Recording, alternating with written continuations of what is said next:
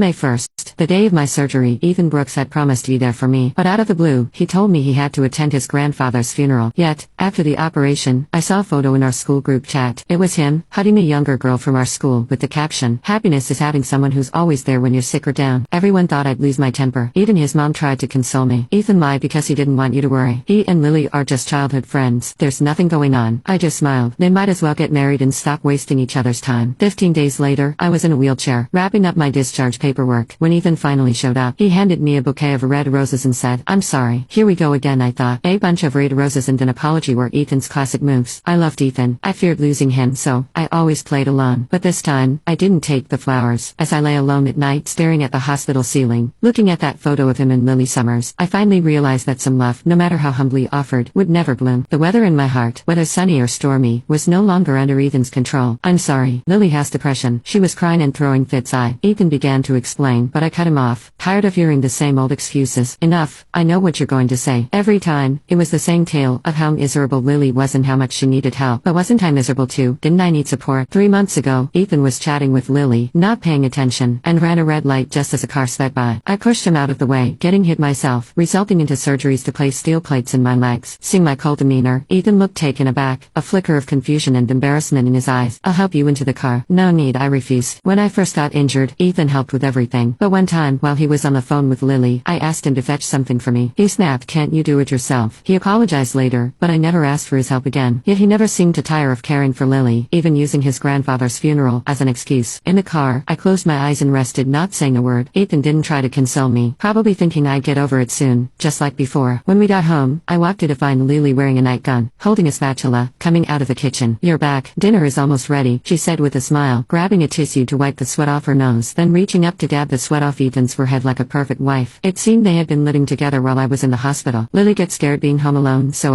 Ethan started to explain. In the past, I would have exploded in a fight with Ethan, but now I just nodded slightly, ignoring his excuses, and wheeled myself straight to the bedroom. Behind me, I heard Lily's sweet, pitiful voice. "Ethan, is Emma mad again?" She always played the victim, looking so delicate and mistreated. "It's fine. She'll calm down soon," Ethan reassured her patiently, spouting his usual lines. I smirked and shut myself in the bedroom. The first thing I saw was a photo of Ethan and me, taken when we had just started dating. We were sitting on a lawn at sunset, laughing and sharing dreams of the future. All of that had crumbled the moment Lily stepped into our lives. "Dinner's ready," Ethan called out. I ignored him and started packing my things. When I emerged, suitcase in hand, Lily and Ethan were sitting together at the dining table. "Emma, what's this about?" Ethan looked puzzled. "I'm moving out," I said, not bothering to look at him. "Stop being ridiculous, Emma." Ethan stood up quickly and blocked my path. He frowned and scolded slightly. "Lily is just staying here for a while. Nothing happened between us. Whatever you two have going on, it's none of my business," I replied coolly. I was the one being abandoned, yet Ethan's tone made it sound like I was the unreasonable one. How absurd. Just as Ethan opened his mouth to argue, Lily started coughing dramatically. "It's all my fault. I shouldn't have come. I made Emma misunderstand." Lily's eyes were filled with tears, her body trembling, eventually collapsing to the floor, clutching her head as if she was having an episode. "It's not your fault. Emma isn't really leaving." Ethan hurried over to comfort her, his eyes full of worry. In the past I had only put on a show, hoping Ethan would realize the seriousness of the situation, but it had backfired. Ethan thought I was easy to appease and couldn't live without him. Well, he was in for a surprise this time. I stepped outside into the sunshine and fresh air, feeling the weight lift off my shoulders. I was finally free from the exhausting pretense. I had already rented a new place while I was in the hospital. As soon as I arrived, my phone buzzed incessantly. It was the school group chat, full of notifications. Lily had posted a photo of Ethan feeding her with a heartfelt caption. "Thank you, Ethan, for always being there for me. Without you, I don't know what I would have done. It's so wonderful to have someone by your side." Ethan's reply was casual, downplaying it as if it were no big deal. I had just left, and they were already flaunting their closeness. Were they mocking me for being alone? The group chat erupted with comments, joking that I was about to storm in and create a scene.